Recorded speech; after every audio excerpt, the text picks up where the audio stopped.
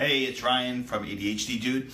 I wanted to share with you a quick story. I was in a first grade class today, and I wanted to tell you about it because I think it was very telling. And the point of why I'm telling you this is to emphasize that, there is nothing more important to developing social skills and executive functioning and learning how to be part of a group and learning how to be creative and developing empathy for others than being able to spend time with peers in unstructured and unsupervised or, semi-supervised situations. So think about this, when we were all growing up, for most of us, we went outside and we played.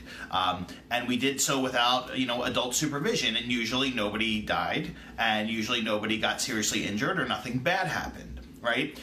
All those times were opportunities where you developed these skills. You developed your social skills. You developed your executive functioning. You learned how to cooperate, collaborate, work with others, all right? And that opportunity is being lost today because for a few reasons. One, because our kids are spending so much time in front of screens. They're spending so much time going to planned activities rather than just kind of hanging out. And somewhere along the way, our parenting culture shifted from, thinking that it's okay for kids to hang out and play outside and do things to kids having to be busy every minute, and it's okay to spend excessive amounts of time in front of a screen. And I'm not saying this is everybody, but this is pretty common in our culture. So today I was in a first grade classroom. I walked in and there were a few kids sitting around a table on iPads. And when I came in the room, the kids were on iPads. Two of them looked up, one of them, waved. And they went back to what they were doing. They weren't interacting with anybody else. And they didn't look particularly happy. They didn't look particularly sad. Just beyond them, there was probably about 10 students sitting on the ground. Some were playing with Legos, some were doing Lincoln Logs and some other old school toys.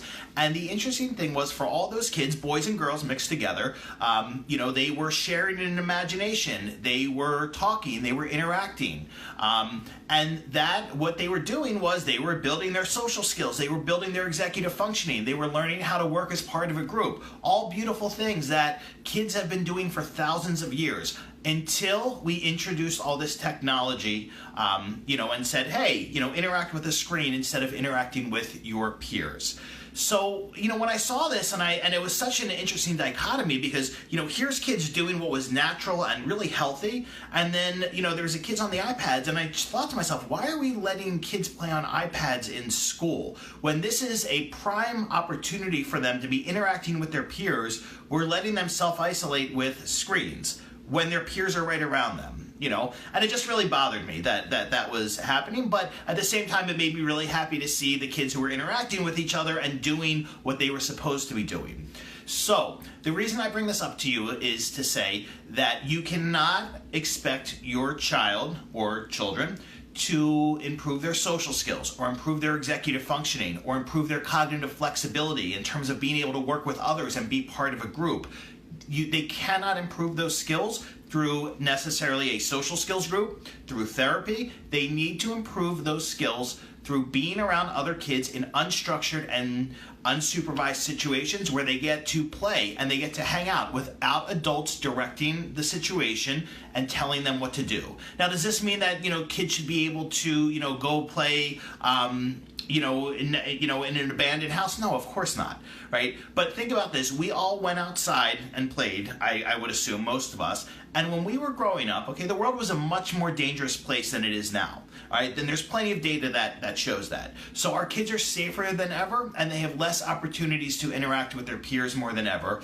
And a lot of that does have to do with overscheduling and with screens and all these things. So, I'm kind of talking myself out of a job here because I'm saying that, therapy won't help and groups and everything. Those things do help if they're done correctly, right? But at the end of the day, what you have to learn is how to be part of a group. And you have to learn, how to engage in unstructured play. You have to learn how to engage in hanging out time. One of the things I do at my office here is I do a program called How to Hang Out for boys in middle school. And it's exactly what it sounds like. It's not a social skills group. There's no sitting around practicing scripted behaviors. We come and we make food and watch some YouTube videos and talk about them. We play games. And the whole idea is to work on hanging out and learning how to cultivate friendships and do all these things that are kind of being lost and that are, certainly more challenging for our kids. So The reason I share all this with you is to say, please keep in perspective what's important. Please limit the screen time.